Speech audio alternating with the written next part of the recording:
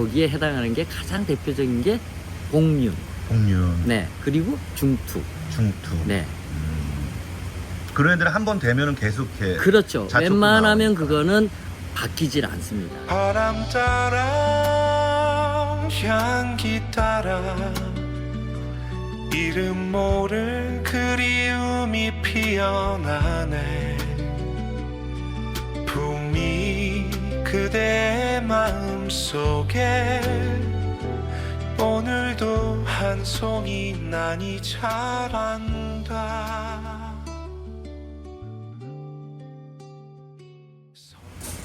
안녕하세요.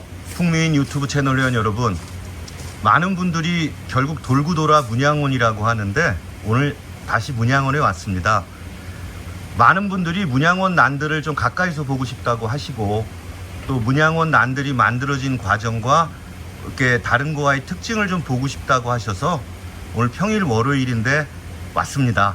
대표님 새해 복 많이 받으십시오. 네, 새해 복 많이 받으십시오. 요즘 어떻게 지내셨어요? 그래서 겨울이라 조금 한가해요. 예, 조금 한가했고, 그리고 또 며칠 동안 좀 추웠기도 하고, 눈도 오고, 그래서 뭐 눈치 우고 뭐 하느라고 조금, 다른 일은 못했고요. 그리고, 한겨울에는 그래도 제일 한가한 편에 속합니다. 네. 그러면은 이렇게 큰 난실은 겨울을 어떻게 관리하시나요? 일단은 너무 월동을 시키지는 않아요. 저는 왜냐면 어차피 육종을 하면서 모주 관리도 해야 되고 하니까 최소한의 이제 가휴면 정도. 예. 그러니까 한겨울 1월 12월 중순, 그러니까 중하순서부터 1월 중순 정도까지는 한 10도에서 11도 정도 야간 온도를 맞추고요. 그리고 한낮의 최고 온도는 22, 3도 정도로 맞추고 있어요.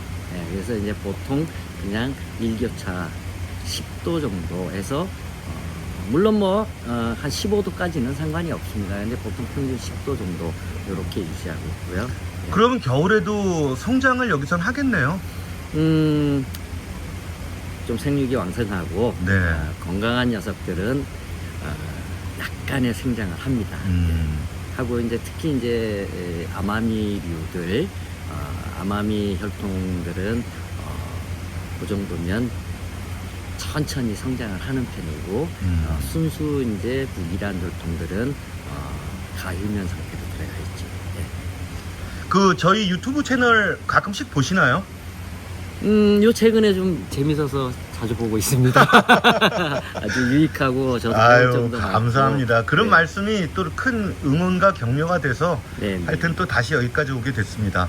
대표님 제가 여쭤볼게요. 대표님이 항상 그 저에게 교육을 하시고 알려주시는 게 생장의 트라이앵글에 대해서 말씀을 해주셔요. 아, 네네. 네네, 그 부분에 대해서 저희 그 시청자 여러분께 조금 간단하게 설명해 주시기 바랍니다. 이제 생장의 트라이앵글이 뭐냐면 이제 정삼각형이죠. 예.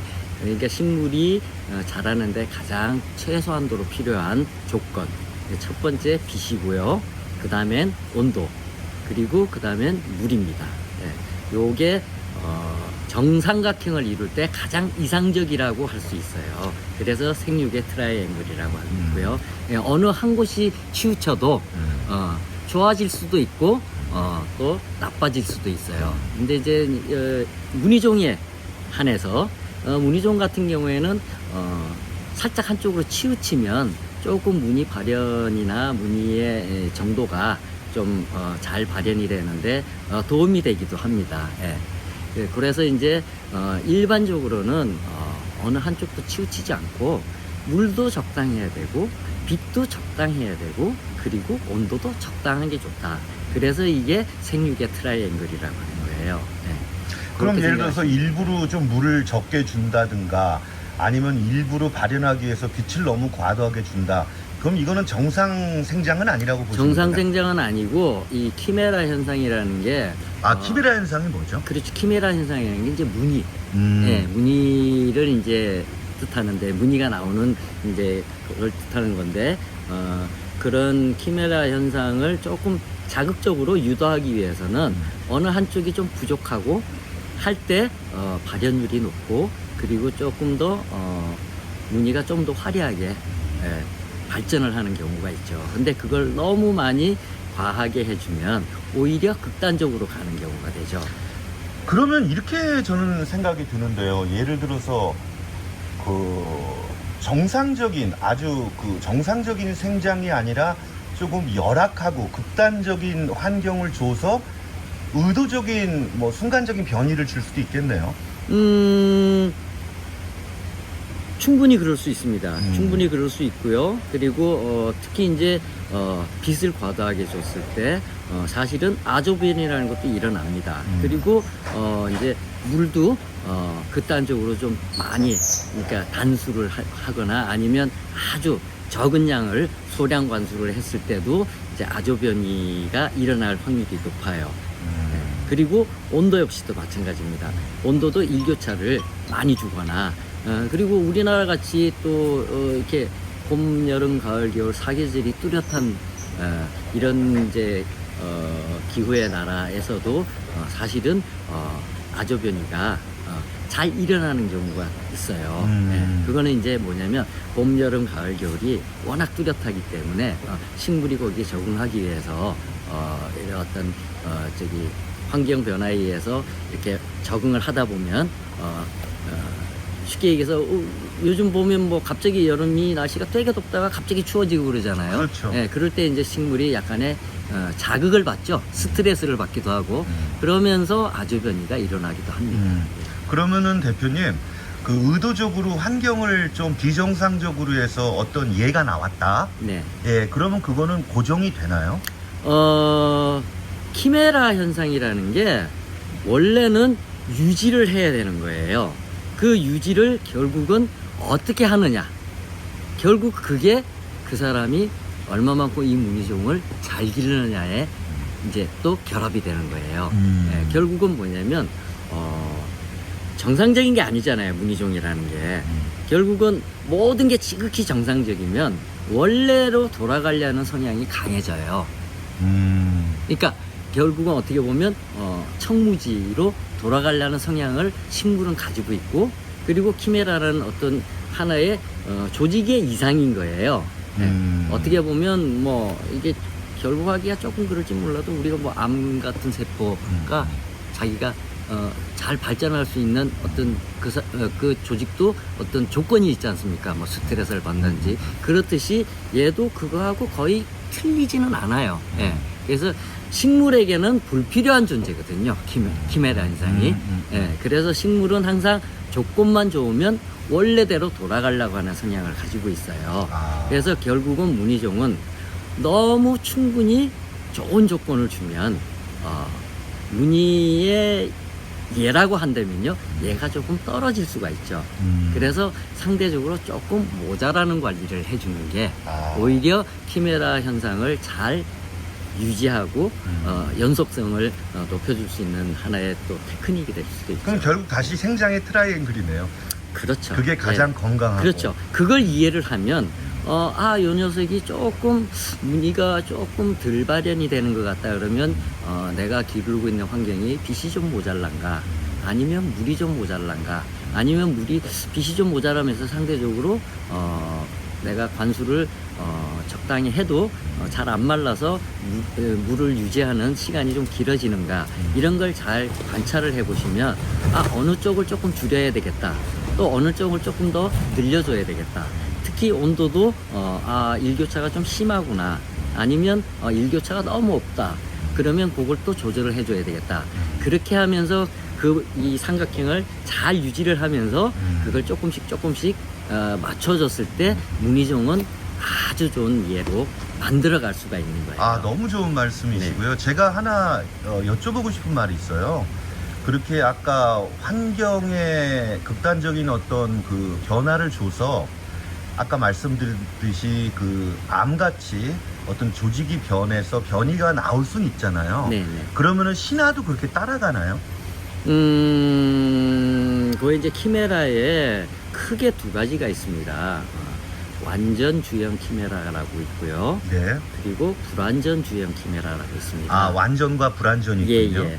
거기에 완전이라는 말이 들어가는 건 뭐냐면 고정성이 높다는 거죠. 아하. 예, 그리고 연속성이 있다는 거죠. 네네. 그러면 좌쪽에도 그대로 따라간다는 거죠. 아. 예, 그렇게 알고 계시면 쉬운 거예요. 음. 그러니까 거기에 해당하는 게 가장 대표적인 게 복륜, 복륜, 네, 그리고 중투, 중투. 네, 그런 애들은 한 번 되면은 계속 이렇게. 그렇죠. 좌측으로 웬만하면 나오니까. 그거는 바뀌질 않습니다. 음. 예, 왜냐면 그거는 또 조금 더 해부학적으로 들어가는데 식물의 이제 구조는 피층이 있고 내층이 있고 핵층이 있지 않습니까? 이 복륜 같은 경우에는 이제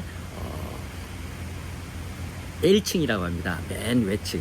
예, L층이요? L층. 네. 예, L층 맨 외층이 완벽하게 감싸고 있는 거예요. 그래서 이게 잘 바뀌지는 않는데 결국은 이제 아까 식물의 생육의 트라이앵글을 말씀드렸잖아요. 거기서 빛이나 어느 쪽이 좀 부족하거나 상대적으로 습이 좀 높고 나면 복륜의 무늬가 좀 옅어질 수는 있어요. 아하. 네. 그래서 이제 복륜을 어떻게 보면 좀 더 화려하고 좀 더 사람이 볼 때 이쁜 거죠. 그렇게 했을 때 온도도 관여가 되고요. 온도가 상대적으로 높을 때 이게 무늬가 더 깊어집니다. 예, 그리고 또 상대적으로 물이 좀 모자라고 그리고 빛이 좀 과할 때도 복륜은 심대복륜처럼 좀 더 깊어집니다. 근데 심대복륜을 잘못하면 그게 유령으로 갈 수도 있나요? 그렇죠. 위험해질 수가 있죠. 아. 예. 그러니까 적절히 그러니까 적절이란 말이 참 어렵긴 한데요. 딱 봤을 때 딱 이상적으로 좋다. 저는 그렇게 생각을 하는 게 뭐냐면 요게 복륜도 전체 비율로 녹과 무늬의 대비가 그렇죠. 비율이 무늬의 비율이 30% 정도 이상이 되면 위험하다고 저는 생각합니다. 근데 사실 그게 또 이뻐요. 예.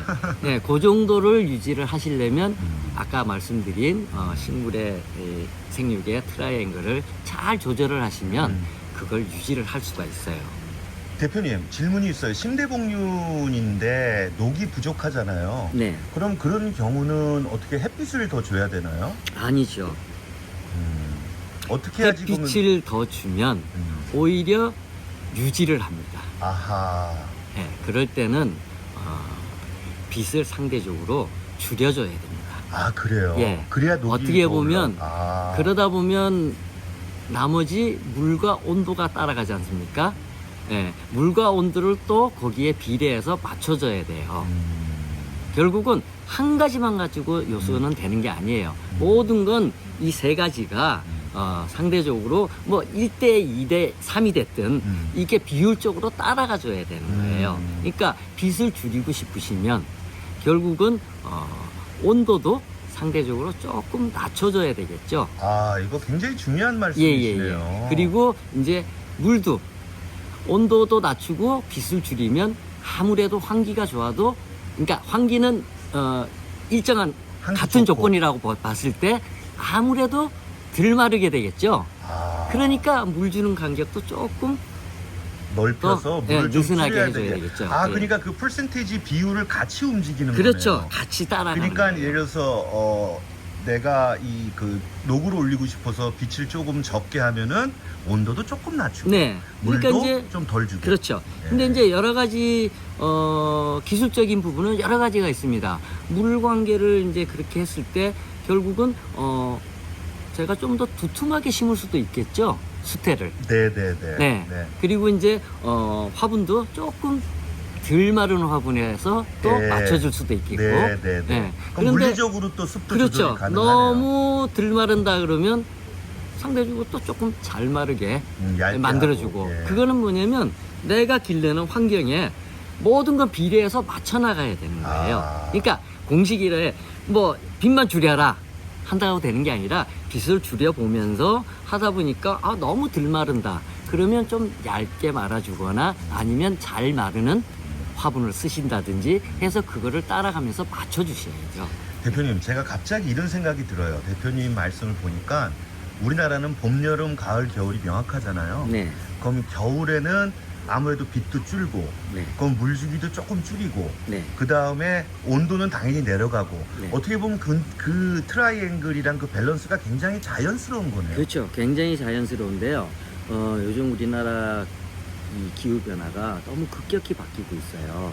급격히 바뀌다 보니까 이 무늬종, 특히 뭐 예를 들면 그냥 한 예를 들어서 복륜이 일정하게 적당한 비율로 잘 자랐는데 요 최근 몇 년 전에 보면 봄이 여름같이, 그렇죠. 그렇죠? 예, 네. 그러면서 이게 장기화되면서 여름도 여름이고 봄도 여름 비슷하게 돼버리면 그러니까 봄, 가을이 없어졌죠. 그렇죠. 예. 결국은 평균 온도가 높아진 거겠죠.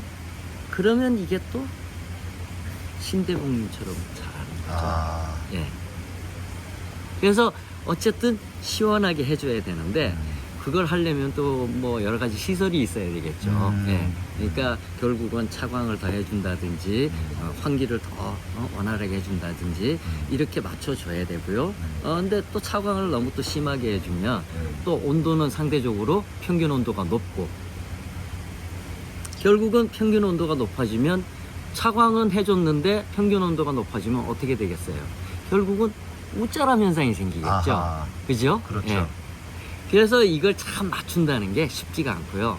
어떻게 보면 북이란을 이쁘게 가지런하게 어떻게 보면 맨 아랫잎이 5년 6년생이 될 수도 있지 않습니까? 네, 네. 그거를 갖다가 정말 6년간 한결같이 관리를 한 사람이 정말 세심한 관리를 잘 하시는 거예요. 그럼 결국 난을 똑같은 종류를 똑같이 종자목을 가져가도 사실 사람마다 기르는 게 다르잖아요. 네네.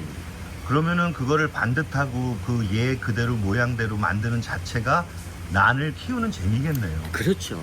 그래서 사실은 평생 도전을 하는 게 무늬종이에요. 아하. 예측도 해야 되지만 네. 그 예측이라는 게 많은 반복 경험이 있지 않은 이상 정말 예측하기 어려워요. 그리고 또 날씨의 변수도 있고 그러다 보니까 저희 같은 경우에도 마찬가지로 저희 농장에도 보시면 이렇게 한 2년 전에 상당히 봄도 여름처럼 여름도 여름처럼 평균 온도가 높아졌어요. 그러면서 저희가 복륜들이 좀 많지 않습니까? 네. 이 복륜들이 그 시기에 자라는 것들이 보면 다 신대복륜으로 자라있어요. 아하. 그거는 제가 굳이 온도나 모든 거를 케어를 할 수는 있지만 그 해에 그렇게 계속 장기적으로 그렇게 평균 온도가 높을 거라고는 저도 예측을 못 하잖아요. 그러면은 난들이 매일 이렇게 입장이 올라왔을 때 네. 그 해에 만약에 이상 기온이 왔다, 온도가 높아졌다, 그럼 복륜 같은 건 신대복륜을 가기가 쉽겠네요. 그렇죠. 아하. 그리고 이제 한여름도 너무 덥고 너무 더운데 또 건조하고 건조하면서 더운 날도 있고요. 예. 그리고 습하면서 더운 계절도 해도 있었습니다. 우리나라가 몇 년 전에 되게 뜨거웠을 때는 건조했습니다. 그런데 재작년인가는 습하면서 더웠어요. 아하. 그러면 그때 또 무늬의 양상 또 틀려집니다. 습기에, 물에 의해서. 결국은 그걸 다 맞추기가 정말 쉽지가 않아요. 바람 따라 향기 따라 이름 모를 그리움이 피어나네.